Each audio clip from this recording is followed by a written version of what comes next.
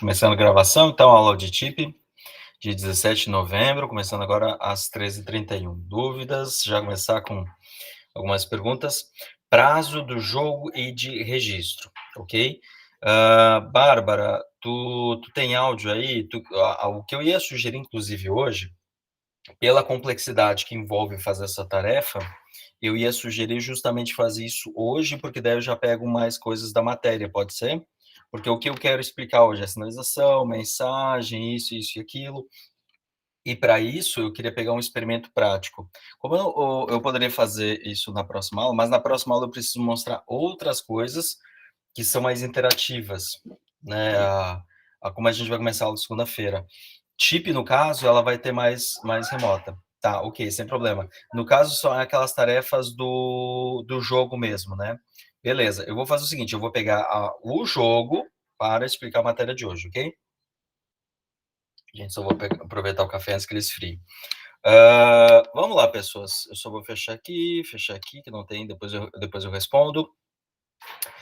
Então, para a aula de hoje, eu quero pegar as duas tarefas que são dessa semana para fazer a entrega, beleza? E aí eu quero mostrar alguns detalhes que passam despercebido e eu preciso explicar alguma coisa, por exemplo, sobre mensagens, transações, para onde vai a mensagem, por onde passa, qual o fluxo. Uma vez que nós estamos encerrados dentro aqui do navegador, a gente tem algumas limitações. Coisa que em ARC a gente consegue fazer usando o Wireshark, por exemplo, né, para capturar o tráfego de rede. Não sei se vocês já usaram essa ferramenta em alguma matéria de redes, acredito que sim, Wireshark, TCP dump ou qualquer uma. Aqui a gente basicamente vai pegar tudo sobre HTTP, logo a gente vai pegar tudo criptografado. Não nos adianta de absolutamente nada para a matéria de TIP e provavelmente boa parte de ARC a gente não tem nem como usar o Wireshark. Então temos que usar as próprias ferramentas do navegador para fazer os experimentos. Por isso que eu acabei adotando o Chrome por vários motivos, tá? Informe, eu abri aquele chamado junto à reitoria para vocês terem acesso à extensão. Como é que eu posso dizer? O e-mail de suporte da reitoria nem está funcionando. Tá? Então, eu estou tentando outros caminhos, tá? Mas até o e-mail não funcionou. Então, calma, tenhamos paciência e assim que possível a gente vai vocês vão poder usar as instalações. No pior caso, como alguns já estão fazendo, vocês podem ter dois perfis no Google Chrome e usar a conta pessoal, caso vocês não consigam outra ferramenta, embora eu sempre vá recomendar usar ela, beleza? Então, mais uma vez, outro informe dominical, pessoas. Vocês estão usando a agenda lá do Google Agenda, o Google Calendar? Alguém está usando ela?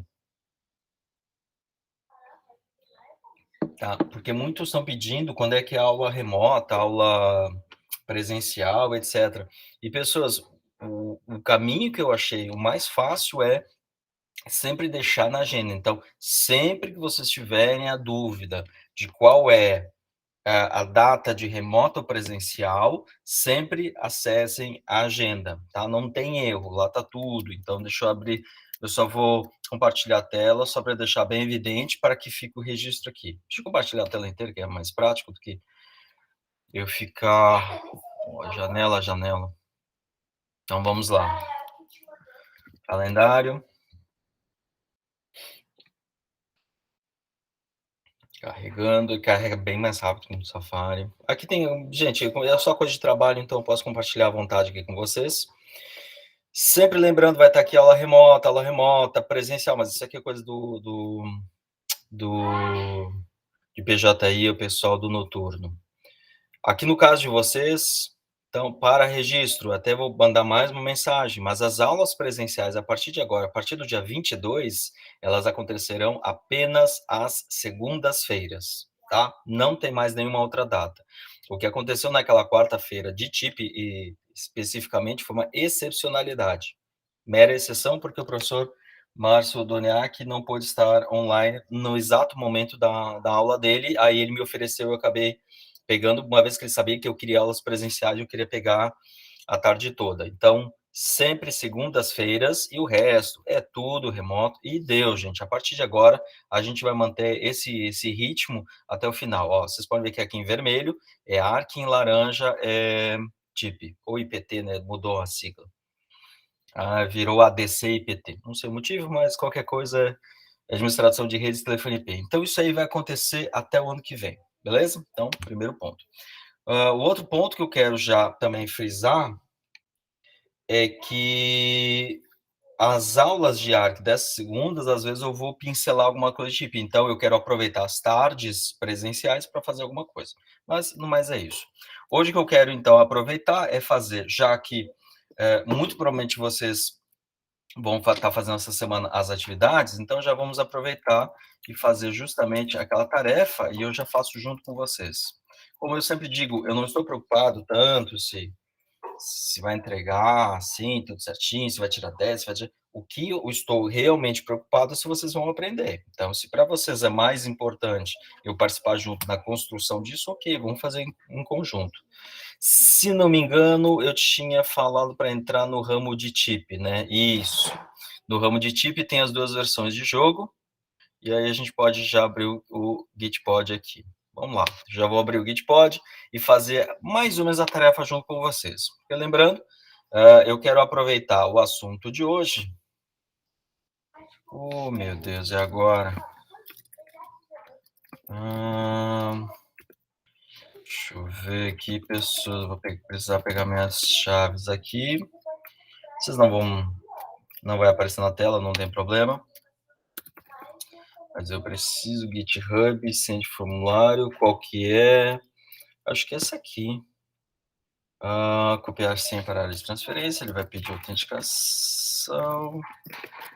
Não vai aparecer na tela, não tem problema, até porque se aparecer essa senha, como eu sempre falo para vocês, é uma senha totalmente aleatória. Na verdade, se eu quero salvar, é uma boa pergunta. Quero salvar. E daí eu vou pegar ainda a segunda etapa, que é a etapa de autenticação.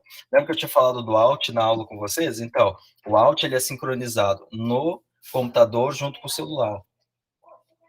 Então, tanto faz. E ainda ele tem uma senha mestre para poder acessar.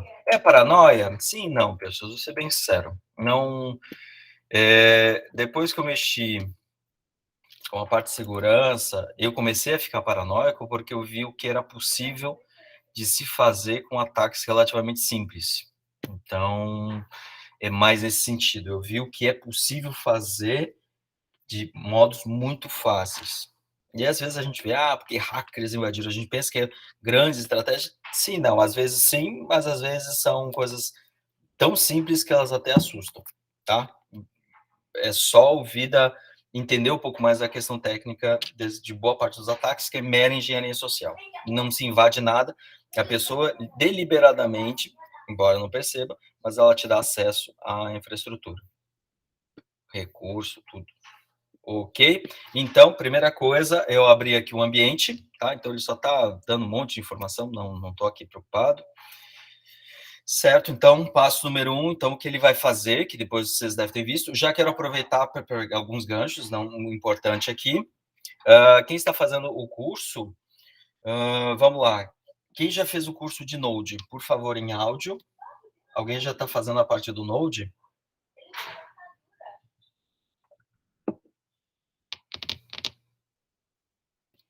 Não? Ninguém? O Node é agora para dia 18, não é? Se não me engano, tinha uma para 18.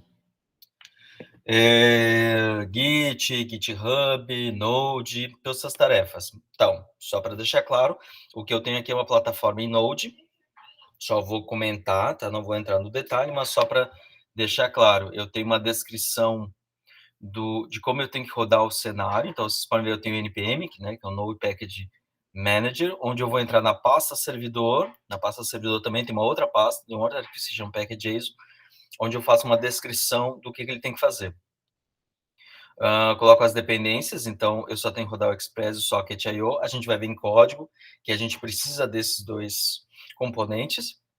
Esse aqui vai funcionar como o nosso servidor web, então essa dependência, esse módulo do Node vai nos prover o serviço web, vai acabar sendo um servidor HTTP, para que a gente possa entregar o conteúdo, e o Socket.io, que é uma das coisas que eu quero falar hoje, não código, mas é o que ele acaba ajudando. Ele vai criar um WebSocket, que é o que eu tinha falado na aula passada, basicamente um canal bidirecional para que os agentes, os user agents, os agentes de borda possam ligar para o outro. Então, no nosso aspecto de telefonia IP, eu estou dando uma infraestrutura de um universo sobre HTTP, em cima de HTTP, um canal que A possa ligar B, B ligue para A, ou o João ligue para Maria, ou a Maria ligue para o João. Os dois possam ligar entre si, e ambos têm um servidor em comum. Então, agora eu já quero começar a falar de infraestrutura e como esse código vai impactar nisso. Embora eu não vá, então a gente normalmente utilizava o Asterisk aqui para as disciplinas, mas ele acaba sendo um servidor PBX, mas aí ele tem essas funções, ele é um SIP registra, no caso em que todos os terminais têm que se registrar ao servidor, ou seja, esses componentes aqui vão fazer isso, eles vão rodar com um servidor, no caso HTTP, não SIP, mas em cima do HTTP, que é o que a gente vai ver essa noção de pilha, de empilhar mesmo funcionalidades. Então, eu coloco HTTP, eu crio um canal bidirecional, dois sentidos válidos, e aí eu consigo fazer com que os dois possam conversar. Ou seja, se a pessoa está em casa, está no trabalho, está atrás de NAT, está no 4G, se está numa rede de par metálico, fibra, Wi-Fi, não interessa. Haverá alguma forma de contornar NAT, filtro de pacotes, etc., para que a mídia possa sair do ponto A para o ponto B, do João para a Maria, do primeiro jogador para o segundo jogador. Eu sempre uso João e Maria como os meus terminais, né, meus usuários terminais. São as pessoas, de fato, que estão usando e não máquinas, computadores, sistemas. Certo? Então, eu vai rodar um servidor, só para fim de apresentação, isso aqui, volto a dizer, eu não vou entrar no detalhe agora, mas eu vou rodar um servidor com Socket.io, e aí eu vou falar justamente o que vai acontecer na prática. Então, npm start, tá? Então, voltando aqui ao meu package.json, quando eu executo start, vamos lá, ele vai rodar o Node, o servidor JS. Então, vai abrir esse arquivo e rodar ele, ok? Isso vai fazer, então, na prática, com que rode um servidor HTTP. Tanto é que vocês podem ver que ele está fazendo um anúncio, ele percebeu que foi aberta uma porta, no caso a porta 3000, então aqui Open Browser. E essa porta 3000, ela é importante porque, lembrando uma coisa que a gente talvez não tenha batido tanto na tecla, que aí a gente tem que fazer a mescla entre as disciplinas de ARC e de TIP. Quando a gente está fazendo o desenvolvimento de uma aplicação, nós temos que entender que falar de sistemas operacionais modernos significa que a gente pode abrir portas, que são sockets, que são arquivos especiais, que uma aplicação pode abrir para que ela exponha ou publique um serviço. No meu caso, eu quero expor um servidor HTTP. Só que eu não posso usar qualquer porta. Usuários privilegiados, que são os administradores e operadores do sistema, eles podem abrir de 0 até 1023, ou seja, 2 na 0 até 2 na 10 menos 1. Então, de 0 a 1023, somente usuários que são administradores podem abrir portas. Essas são o que se chama de portas bem conhecidas. As well-known ports. Lá da IANA. Tá? Deixa eu ver se eu consigo mostrar para vocês. Uma lista a IBM tem, mas deixa eu ver se a própria IANA tem. Para que eu não demore muito, senão não tem problema. São as portas bem conhecidas, as portas comuns, do site da IANA. Deixa eu ver, vamos lá. A IANA que faz esse catálogo, ok? Então, só para mostrar para vocês, embora isso seja em texto, só para ilustrar, aqui são os protocolos, então cada protocolo ali é conhecido, camada de transporte, no caso, com UDP ou TCP, né? Então, que no caso UDP e TCP, e, vamos lá, deixa eu avançar, por exemplo, porta 80, vamos ver o que eu tenho na porta 80. Claro que você já sabe o que é, mas só para mostrar que há um registro oficial disso. Porta 80 é HTTP, registrado nesse documento, etc, etc, etc. Então, se eu quiser rodar um servidor HTTP na porta 80, eu tenho que ser um usuário privilegiado. Como eu sou apenas um desenvolvedor e eu não tenho esse privilégio de rodar comandos, vocês podem ver que se eu chegar aqui usar um comando sudo, por exemplo, que é switch user do, ou switch user, né, trocar usuário, simplesmente não vai deixar. Eu vou abrir um terminal aqui, só para vocês verem o que vai acontecer. Eu vou tentar dar um sudo o EMI, ou seja, vou tentar rodar o usuário e perguntar quem eu sou. Isso, muito bem. Isso, é isso aí. Não era para funcionar, mas funcionou. Eu consigo virar root, olha que beleza. Olha só. Oh, meu Deus, a gente tenta fazer de um jeito que, nossa, não vai funcionar. Então eu estou usando o usuário Gitpod.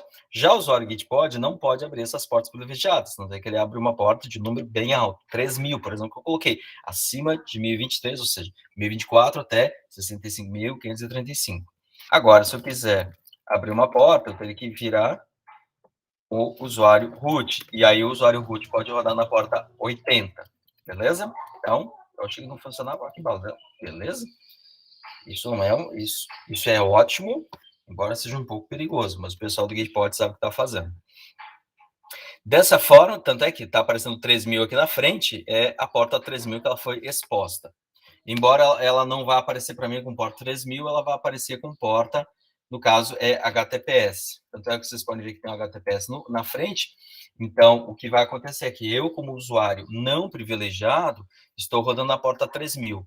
Mas essa porta, depois, ela é mapeada para a porta HTTPS, que é a porta 443. Deixa eu até ver se consigo chegar até ela. Porta aqui, vamos lá. Deixa eu ver se eu vou precisar saltar. 200, 300, 500, vamos lá, 498, só voltar uma. 443, onde é que estamos? Ainda não. 8. 443, 443. Aqui, ó, 443, HTTPS, né? Que é rodando sobre TLS ou CCL, que é o que a gente vai ver na frente, que é a parte de criptografia. Tudo bem. Então, eu rodo na porta 3.000, mas depois ela é mapeada para a porta 443, ou seja, eu tenho redirecionamento de uma porta para outra, e a gente vai fazer isso no nosso servidor. Então, a gente não precisa ter pressa, a gente vai aplicar isso no nosso modelo, onde cada um de vocês vai rodar na sua devida porta. Então, a primeira equipe roda na porta 3.000, a segunda equipe na porta 3.001 e assim segue. E vai ter apenas um servidor rodando na porta 443 HTTPS. E, dependendo do endereço que for acessar, então, o nosso servidor vai se chamar arc.sj, então arc.sj barra equipe 1, ele mapeia para a primeira aplicação, barra equipe 2, ele mapeia para outra aplicação. Isso é uma programação do nosso servidor HTTP, parte da disciplina de Arc, e isso deixa para depois, lá por volta de fevereiro, então não precisamos ter pressa. Mas, aqui, o que nos interessa por enquanto é a parte de TIP. Então, sempre abrindo a aba de inspeção, vou deixar dessa forma. Eu venho aqui na parte de rede, tá? É uma coisa que eu vou fazer sempre, então acho que vocês vão, depois de um certo tempo, ficar bastante habituados. A parte de desativar cache, uma coisa importante, o meu já está marcado, não tem nada demais. E eu venho essa parte de tudo aqui, depois eu vou mostrar o resto. Então, vou atualizar essa página, perfeito. O jogo, importante destacar que ele é separado em cenas, telas. Então, eu tenho uma tela de abertura, que é essa que tem apenas uma foto, com essa foto de um cadeado. Ao clicar nela, ele vai saltar para a próxima cena. E somente na próxima cena vai começar a interação entre os dois jogadores. Então, até o presente momento, a gente não tem absolutamente nada. Eu vou clicar aqui, ou seja, eu vou fazer em partes, o que é para acontecer. Vocês podem ver que ele vai carregar mais conteúdo, e ao chegar nesse ponto, ele vai pedir para acessar o meu microfone. Talvez a partir desse ponto o meu microfone perca um pouco a qualidade. Vou tentar, na medida do possível, não ficar muito tempo aqui. Vamos lá, tenho vários tipos de arquivo, vários tipos de conteúdo, então eu não preciso ficar mostrando todos, eu quero mostrar apenas um em particular, que é o de WebSocket. Voltando, eu tenho HTTP, em cima de HTTP eu vou colocar WebSocket. Por enquanto, essa informação é suficiente, depois a gente vai implementar o WebSocket, ver ele acontecer, ou seja, a gente vai fazer isso com bastante calma, mas como eu sempre digo, a gente primeiro vai pegar os conceitos de ARC, os conceitos de sinalização em telefonia IP, para depois a gente começar a entender os detalhes mais técnicos de como está acontecendo por dentro. Aqui no caso, a gente pede um WebSocket, vocês podem ver que é WebSocket seguro, até por isso que é WSS e não HTTPS, mas o que nos interessa hoje, na nossa disciplina, é a parte de mensagens, beleza? Nesse ponto, aqui acontece uma coisa importante. Na sinalização, que é o assunto que eu quero falar sobre TIP... Gente, só um pouquinho, por favor. Ô, Tomás, abre a cortina, por favor, que está fazendo muito barulho. Deve estar ruim na gravação. Nesse momento, eu só tenho apenas um jogador, Mas o servidor já percebe que tem um primeiro jogador, então aqui vai constar, e aí eu tenho um segundo jogador que está com não definido. Então, embora não haja uma mensagem explícita que está acontecendo aqui, de um usuário determinado entrar, o que temos já é um registro de um determinado usuário à aplicação, embora essa informação não apareça para o cliente, mas ela aparece para o servidor. Então, uma das perguntas que deve constar lá no formulário do Classroom é a parte de registro e sinalização para convite de sessão de mídia. No caso do registro, só para que deixe claro, o Socket.io, que foi aquele código que eu mostrei para vocês agora há pouco, deixo a mencionar ele aqui na linha 8, ele em si, ele já tem um monte de funcionalidades pré-prontas que eu posso aproveitar. E uma delas que eu aproveitei é o registro automático com o cadastro automático com valor aleatório. Então, eu não preciso, como usuário, ter que preencher uma informação. Eu me anuncio como sendo usuário Ederson, eu sou o Boi da Cara Preta, eu sou o Heitor Rezende. No momento que eu entro no jogo e eu abro essa tela, onde já tenho aqui os dois personagens e o, vamos chamar de tabuleiro aqui disponível, já acontece o registro, ok? Isso é uma coisa importante. Não há uma mensagem explícita, embora a mensagem que apareça dentro do código, se vocês quiserem saber exatamente o que aconteceu, foi um register, foi um connect, desculpa. Aqui, ó, vamos lá, deixa eu mostrar o código do servidor. Caso vocês queiram, ó, tem uma mensagem que se chama connection. Essa é a mensagem. Caso vocês queiram, o meu cliente mandou uma conexão. Ele estabeleceu uma conexão e o servidor se encarregou de cadastrar e avisar a todos os demais jogadores, mas por enquanto não tem os demais jogadores, que seria o segundo, ele vai notificar os outros de todo mundo que está entrando no jogo. Como eu tenho apenas um jogador, vocês podem perceber justamente que esse jogador está travado. Eu não consigo operar ele de forma alguma, uma vez que eu preciso dos dois jogadores, tá? A programação está de uma forma que ela só funciona com os dois presentes. Beleza? Então, primeira coisa, acontece o registro, embora não haja uma mensagem explícita, escrita aqui, ó, connect, register, etc. Tá? Mas acontece já o registro com o valor aleatório.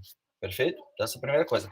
Ou seja, vocês podem ver que esse jogo, diferente do app-RTC ou do lá do Easy, OpenEasy RTC, que foi a outra aplicação que a gente usou na aula passada, né, daquela de fazer uma conversação com duas telas, é que aqui eu estou usando uma programação muito mais simples, ou seja, eu pego apenas o que é o mínimo necessário e eu programo isso de forma que às vezes eu não preciso deixar isso explícito, né? Alguém tem que mandar um método de registro e o outro confirmar. Aqui, no momento que ele estabelece uma conexão, já registrou, já está presente, já está online, tá? Essa é a primeira coisa. Próximo passo, eu quero já mostrar para vocês, vou duplicar essa tela para mostrar agora o que acontece sobre o convite de sessão de mídia. De novo, pessoas, não sei se meu áudio está de boa qualidade e se está perdendo muito quadro. Eu sei que minha máquina está processando loucamente e vai ficar pior. Porque eu vou rodar duas telas com o jogo de JavaScript. Então, vamos ver. Certo? Ó, já estou ouvindo meu áudio aqui duplicado. Como eu falei, eu vou tentar medida do possível. E aqui, vamos lá. Aqui eu tenho duas mensagens para fazer isso. Deixa eu ver se consigo...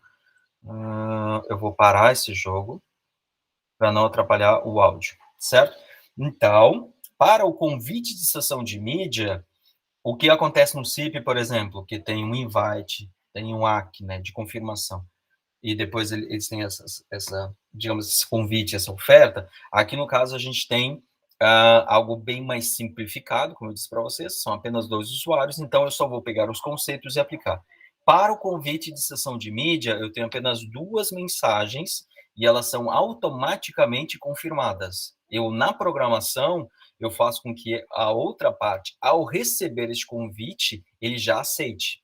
Tudo é automático, ou seja, quando esses jogadores eles entram no jogo, um deles automaticamente registra, quando o outro entrar, ele automaticamente registra, quando o segundo entra, deixa eu só mostrar aqui, ó, quando tinha o segundo presente, que era o momento que eu estava com as duas abas abertas, eles já apareceram automaticamente o segundo, uma vez que ele de fato, ao entrar como segundo, ele sabe que o primeiro, né, porque eles entram em fila, o segundo sabe que tem uma outra pessoa presente na sala e ele já convida essa outra pessoa. Então, independente do nome da pessoa, da sua identificação, pela aleatoriedade do seu nome, mesmo assim, o segundo vai convidar o primeiro a participar de uma sessão de mídia. Ou seja, isso acontece automaticamente. Só para mostrar código rapidinho, não quero entrar em muitos detalhes, mas eu quero só apresentar, uma vez que você já deve estar vendo alguma coisa de JavaScript, alguma coisa de Node, então só para mostrar que aquilo que vocês estão vendo, de fato, se materializa aqui. Deixa eu ver só o JavaScript, é a cena número 1. A cena 0 é a tela com cadeado e a cena 1 é a tela onde tem um tabuleiro. A gente vai fazer um jogo mais ou menos nessa linha. Parece bastante coisa, mas não é, gente, porque a gente vai fazendo isso com calma. Então a gente vai acumulando, acumulando, acumulando. Então assim, ó, quando ele recebe um aviso, uma notificação do servidor, ele vai ver se ele é o primeiro ou se ele é o segundo. Se ele for o primeiro jogador, ele basicamente vai pegar os media devices. Media devices é solicitar para o usuário câmera ou microfone. No nosso caso, o vídeo é falso, então ele não vai pedir câmera, mas o áudio é true, ou seja, ele vai pedir microfone. Então ele vai solicitar para o usuário e se der erro, ele vai lá, notifica o erro e ponto final. Ou seja, para o primeiro jogador, vocês podem ver, quando a gente entra na cena, aparece aquele pop-up, aquele botãozinho, se a gente quer ou não quer compartilhar o dispositivo, né, abrir o microfone para conversar. Quando entra o segundo jogador, de novo, pessoas, eu não estou preocupado com o código agora, só estou mostrando que tudo é tão automático que quando a gente vai ver as mensagens, só para entender o que acontece de fato. E aqui, no caso, quando ele vai pedir o microfone, só que ele vai fazer um offer. Ele já vai fazer uma oferta de mídia, ou seja, ele vai convidar alguém, mas ele está oferecendo uma determinada mídia. Essa mensagem aqui, que ela é automática, ou seja, o usuário entrou, ele já vai enviar, é justamente essa mensagem offer. Deixa eu manter um pouco para cá e para cá, certo? Eu vou colocar o mouse em cima só para vocês verem. Acho que ele vai quebrar a linha, perfeito. Então, de novo, pessoas, o que acontece para convite de sessão de mídia é que automaticamente, isso vocês podem botar na tarefa, o segundo jogador, uma vez que ele é o segundo e, portanto, tem o primeiro já online, ele vai fazer um convite de sessão de mídia mandando uma mensagem tipo offer, perfeito? E ao fazer essa mensagem, claro, ele vai fazer uma oferta de mídias. Vocês podem ver, inclusive, tem um M igual, lá no começo eu não posso mexer o mouse, mas mais ou menos ali tem V-O-S-T-A-A-A-M, M igual a áudio, e ali tem os codecs 111, 103, 104, 9, 0, 8 e assim segue. De novo, a gente vai ver lá na parte de descrição de mídia um pouco mais detalhe, mas o que ele está fazendo é uma oferta. Então, ele está oferecendo áudio usando esses vários codecs. E agora tem que ver se a outra parte vai aceitar. De novo, o código automaticamente vai aceitar. Certo? Então, isso é uma coisa importante. Ele faz a oferta e o outro já aceita. Não tem uma confirmação. A confirmação vem apenas pelo answer. E este answer também vai mandar uma contra-oferta, vai mandar sua própria lista. Claro, como eu estou no mesmo navegador, é natural que ele ofereça a mesma quantidade de codecs, a mesma qualidade, taxa de amostragem, etc. E aí, no caso, também, M igual a áudio, ele também vai mandar apenas áudio, certo? Então, para o estabelecimento de uma sessão de mídia, tudo é automático. O segundo jogador envia uma mensagem tipo offer, de oferta do inglês, para o primeiro jogador. Este, por sua vez, vai automaticamente aceitar. Eu programei, o código está assim. Tá? Eu peguei isso, inclusive, se vocês olharem no ARC 2022, eu tenho os links, eu não inventei isso do nada, por favor. Eu peguei isso de várias fontes e tem um site onde ele realmente descrevia como fazer um protocolo mínimo, né? Offer, answer, automático, aceita, etc. Tá? Sem botão de confirmação. Eu poderia fazer uma oferta, colocar um telefonezinho tocando, puxar o fone, levantar o fone, né? Que se chama hang up, né? Puxar o fone e aí atender. Desculpa. No caso, esse simplesmente vai mandar um answer, e esse answer é automaticamente aceito, certo? Então, ele faz uma oferta, ele aceita, ele vai fazer um answer, ele vai aceitar. No caso, se tiver alguma coisa muito incompatível, ele vai dar um erro em outro ponto, Eu não programei essa parte, então basicamente estou entendendo que sempre vai funcionar. Safari,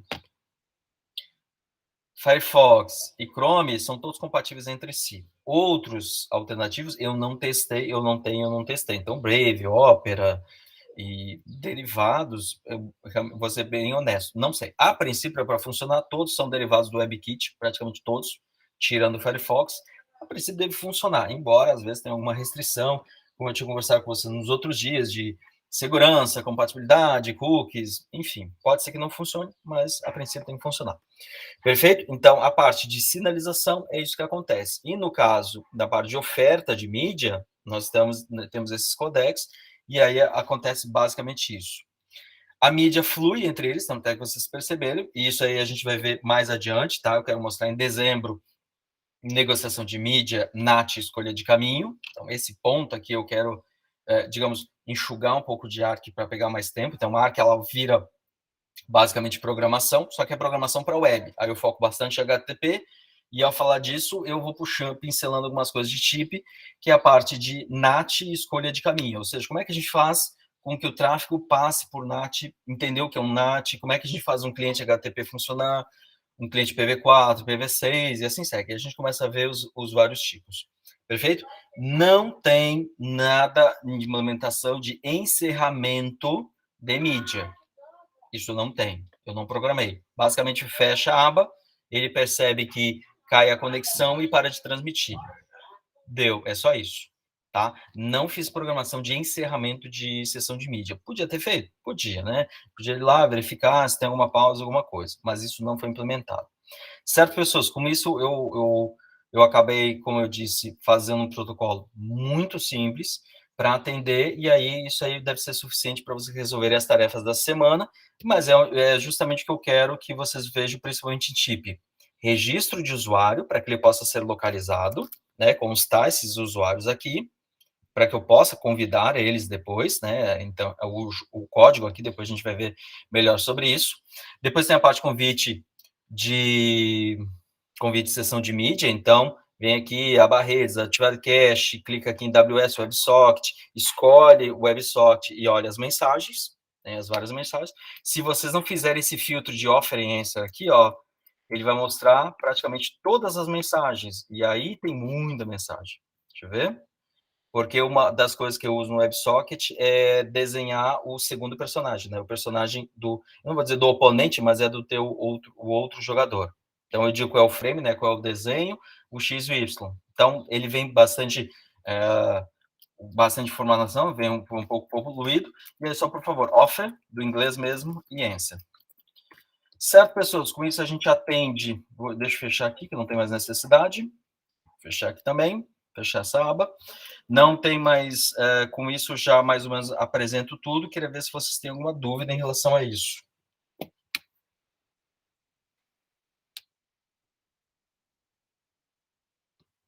Nossa, 12h05 só. Acabei falando rápido. Não? Pessoas? É isso? É isso, professor. É isso, professor. Pessoas, por hoje, nossa, até fiquei meio sem graça, pensei que eu estava 1 hora falando, estou só meia hora. Gente, por hoje é só, porque atendemos o que tinha para a semana, atendemos o que tinha para fazer. Sim, Ramon, pode falar. Ramon, posso te pedir um favorzinho? Fala. Eu não posso falar porque está gravando, mas eu preciso me ausentar por minutos. Uma questão. Beleza. Só volto. Aí no banheiro.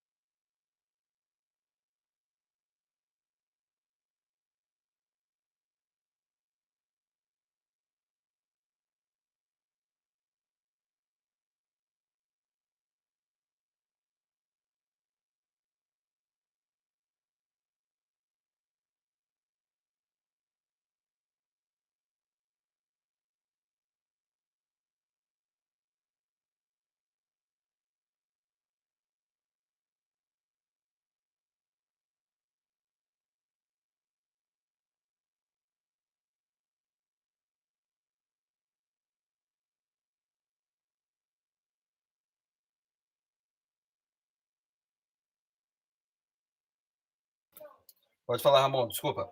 Aula ao vivo é isso aí. Ô professor, é que na questão de criar o usuário, que é uma das atividades que a gente tem também, mas eu acho que tá para Arc, eu consegui criar o usuário depois daquele problema com o código, só que na hora de validar a chave, eu não estava conseguindo entrar com a chave que eu criei para o meu usuário. Eu criei um doc no bloco de notas, eu salvei a chave lá, e aí não entrava de jeito nenhum. Eu não consegui entrar com a chave. Eu mandei uma mensagem no Clesmo, dá uma olhada. O que eu avisei foi o seguinte: quem já tinha tentado isso nessa semana passada foi o Nicolas, e a gente fez um atendimento. Ele tentou com bloco de notas, ele tentou com Notepad++, que eu imaginei que fosse mais fácil fazer funcionar, não funcionou. O Windows, diferente do Linux, ele tem um jeito diferente de quebrar linha, tá? E ele tem um jeito diferente de guardar o byte em si, o caractere em si. O formato que esses arquivos, editores simples do Windows fazem, não funciona, beleza? O que acontece, portanto, é que no Linux, gente, como eu falo para vocês, eu tenho sérias limitações de Windows, então às vezes acontece coisas lá que eu não conheço. Então eu não sei dizer qual é o editor que possa atender vocês. Eu acho que o Atom ou o Visual Studio Code vão salvar num formato em que seja compatível com o Google Chrome, com a extensão. Eu até tentei com o VS, mas também não chegou a dar. Também não foi. Daí eu lembro que tem um comando que a gente utiliza para editar um arquivo direto no próprio terminal, não tem? Se fizesse isso direto de um terminal Linux, não uma extensão. Tem uma coisa que pode ajudar. Peraí. Deixa eu compartilhar a tela com vocês. Se tu tiver no Linux, tudo bem, mas se tu tiver só no Windows, que é como eu assumo que vocês têm o cenário de vocês, peraí, tem uma outra extensão que pode ajudar. Peraí. Mais uma extensão. Eu vou tentar sempre por extensão, tá, gente? Não vou... praticamente não vou sugerir que vocês usem... Minha tecla C tá cada vez pior, coitado. Tem um editor de texto do próprio Chrome. Se mesmo assim não funcionar, o que eu vou fazer foi o que aconteceu no semestre passado. Só que eu fiz sem querer, tá? Não tinha nem me programado. Era eu gerar chaves e mandar para vocês. Tá? O que eu vou fazer contigo agora, Ramon, eu vou entrar na tua conta. Deixa eu ver se é esse aqui. Não é esse aqui, não. É um super simples. Espera aí, deixa eu ver se eu acho. Eu apaguei. Não é uma coisa... Mas, será que isso aqui ajuda? Eu não queria que vocês ficassem testando, tá, gente? Eu queria dar uma resposta mais ao Sublime. O Sublime, gente, talvez o Sublime possa ajudar, tá? Ó, Sublime Text. Eu uso Sublime, eu acho bem bom. Sublime, pode ser que ajude vocês, tá? Mas, como eu falei, desculpa, mas vocês vão ter que testar e me ajudar, porque eu não mexo com Windows, não sei se vai dar certo, ok? E outra coisa que pode ajudar, deixa eu ver se eu acho um editor, é vocês usarem um editor de texto dentro do próprio do Chrome, como esse carinha aqui, ó. Eu vou pegar, copiar e mandar aqui no chat. No chat da aula, e depois eu mando essas sugestões aqui. Oh, meu Deus, espera aí. Tecla C, vamos lá. Outra coisa. E aí vocês podem instalar e usar o editor de texto do Google Chrome e talvez ele vá ajudar vocês para salvar o arquivo. Basicamente, o problema é, vocês ao abrir o arquivo, vocês estão salvando lá com quebra de linha. Quebra de linha é de linha para linha, é isso mesmo. Enquanto que no Linux é só um contrabarra N, aqui no Windows é contrabarra R, contrabarra N. Pode não fazer diferença, mas aí ele não consegue quebrar a linha, daí ele acha que é uma linha só e aí não funciona. E aí ele vai ficar dando aquele erro inválido format o tempo todo, né? Que eu acho que foi o que aconteceu. Nesse caso, no caso do Nicolas, o que eu fiz? Eu copiei, peguei o arquivo, mandei o arquivo pronto para ele. Né? Eu entrei lá na conta, deixa eu só mostrar aqui o que eu fiz. Não vou, obviamente, mostrar a chave dele, peraí, vamos lá. Estabelecer conexão, vou entrar aqui com o usuário ARC, ó.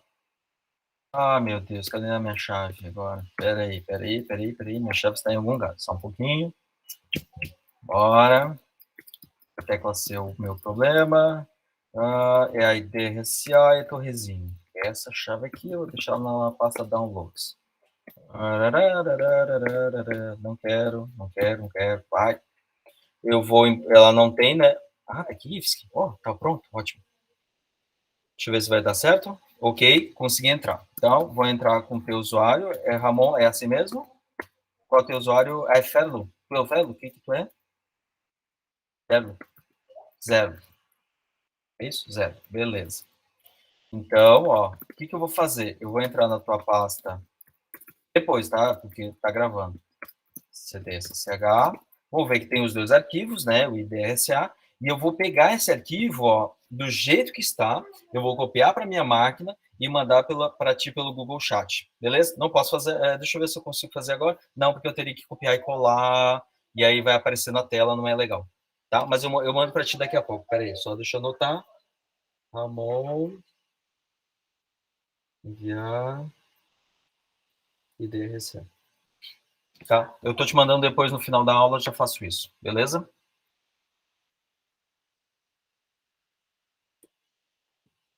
Mais alguma dúvida? Mas daí eu te mando, mas basicamente isso. No momento que vocês baixam o arquivo, a quebra de linha não funciona e aí dá o erro. É só isso. Mais alguma dúvida, pessoas? Então, assim, ó, o que eu vou pedir para vocês? Friso, é achar um editor que ajude. Caso vocês não consigam, vão me avisando e eu, por demanda, vou copiando e mandando para vocês. Tá? Porque como a máquina aqui não é Windows, eu nunca tinha percebido isso. Mais alguma dúvida, pessoas? Professor. Oi. Fala, Beatriz. Aquele curso que era do professor Ramon, a gente precisa se inscrever ainda? Olha, deixa eu até falar sobre isso. Eu falei com o coordenador, acho que quem me perguntou foi tu, Natália. Não lembro quem agora de cabeça. Natália, Thalita, alguém tinha me perguntado. Não, Pietra. Acho que foi a Pietra. Deixa eu ver. Não. Acho que foi a Pietra que mandou. Isso, foi a Pietra. Mandou dizendo que vocês receberam uma notificação no SIGA. E eu entrei nas aulas, não tinha achado isso. E eu até pedi para vocês me avisarem. O que eu acho que aconteceu? O professor Ramon deve ter falado direto com a coordenação. Acredito que foi isso, tá? Eu realmente não sei. Eu não tenho acesso, mesmo que de vocês não apareceu a mensagem para mim. E vocês devem ter recebido esse convite à noite. Pessoas, o que eu posso dizer é que o curso é bacana, é legal, porém não é obrigatório, tá? Não vou dizer que é obrigatório, mas eu acho que vale muito a pena. Para quem tiver, faça mesmo, que é interessante. É só porque antes a gente tinha feito, o professor tinha perguntado para mim, e aí eu disponibilizei as minhas aulas de ARC para que vocês não tivessem que fazer isso extra classe, num horário que talvez pudesse, não pudesse, enfim. Beleza? Daí ele não pôde na semana do dia 22 a 25, e pelo jeito ele só pode à noite, então o máximo que eu posso fazer é recomendar que vocês façam, mas acho que não há uma obrigatoriedade. Beleza? Mais alguma dúvida, pessoas? Tudo certo? Tudo tranquilo? Pessoas, não havendo mais nada a declarar, encerro